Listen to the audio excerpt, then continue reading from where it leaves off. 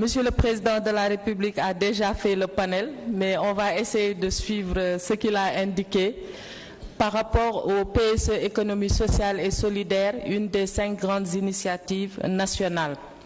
Le plan se décline ainsi qu'il suit. Nous parlerons de la vision du chef de l'État, de la définition du concept, des résultats, des acteurs, du champ d'opération et de la stratégie de mise en œuvre ainsi que des instruments de mise en œuvre. Pour la vision de l'économie sociale et solidaire, Monsieur le Président de la République, en faisant de l'économie sociale et solidaire une initiative nationale, a voulu libérer l'initiative de l'entreprise sociale et solidaire, afin que tous les jeunes, les femmes, qu'on puisse doper le potentiel de l'entrepreneuriat national et accompagner la société collaborative qui s'annonce. Il a, dans cette perspective, indiqué l'économie sociale solidaire. Mais qu'est-ce que c'est? Puisque tout le monde en fait et le plus souvent, on ne sait pas que nous sommes dans le secteur de l'économie sociale et solidaire. Donc nous pouvons dire que l'objectif qui est visé, c'est de transformer les défis sociaux de la communauté en opportunités économiques à travers un regroupement et une mutualisation des acteurs à la base autour d'une chaîne de valeur. Il l'a indiqué dans ses propos. C'est faire en sorte que chaque Sénégalaise et chaque Sénégalais puisse contribuer à la création de richesses de notre pays. En quoi faisant? C'est justement en prenant tout ce qu'il y a comme opportunité au niveau du terroir et de développer ça, d'avoir des retombées économiques. C'est pourquoi, parmi les résultats qui sont attendus, nous avons le partage de la valeur ajoutée nationale, nous avons également une création de richesses additionnelles, puisque ce n'est pas seulement une partie des acteurs, c'est l'ensemble des communautés à travers la chaîne de valeur. Nous avons également la transition de l'économie informelle vers le monde de la petite et moyenne entreprise et nous avons l'inclusion sociale par l'activité économique. Nous avons également le développement naturel des capacités de transformation locale de notre production. Qui sont les acteurs qui mettent en œuvre cela? Nous avons les groupements de femmes et de jeunes. Nous avons également les entreprises sociales, les exploitations familiales, les tontines, les calebasses, les lequettes. Nous avons les coopératives, qu'elles soient d'habitat, de santé, les coopératives d'exploitation, également la mutualité et nous avons enfin les associations.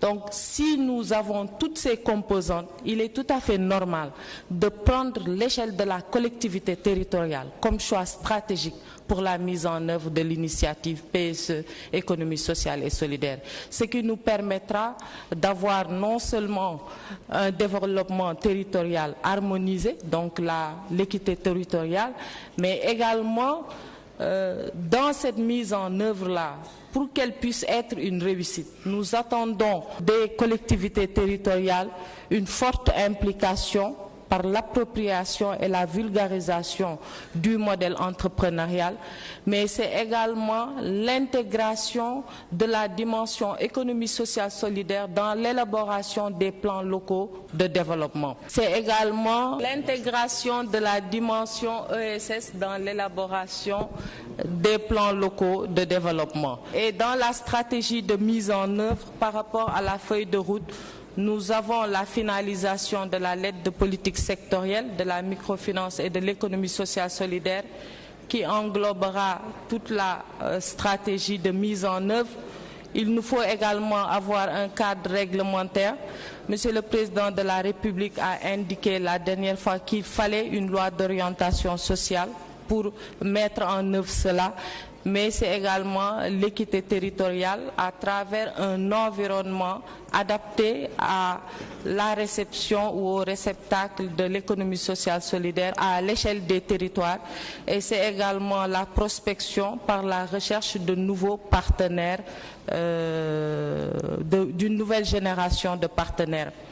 Pour le moment, les instruments de mise en œuvre que nous avons pour développer l'économie sociale solidaire, puisqu'il faut accompagner les acteurs, quel que soit par ailleurs le secteur où ils interviennent, Nous avons une ligne Place et Prix avec 3 lignes de financement, PME, institutions de microfinance, une ligne assistance technique.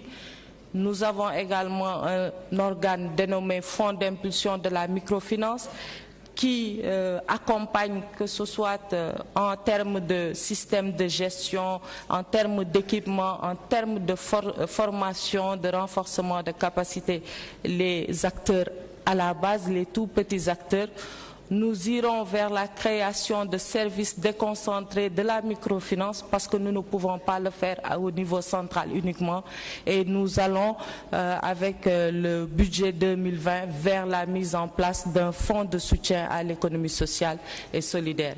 Et si nous arrivons à mettre tout cela ensemble, nous pouvons comprendre pourquoi le président de la République parle de PSE, économie sociale solidaire, puisque nous avons des effets sociaux, des effets techniques, des effets économiques. Et tous ces effets combinés conduisent à l'inclusion socio-économique des populations, des acteurs à la base.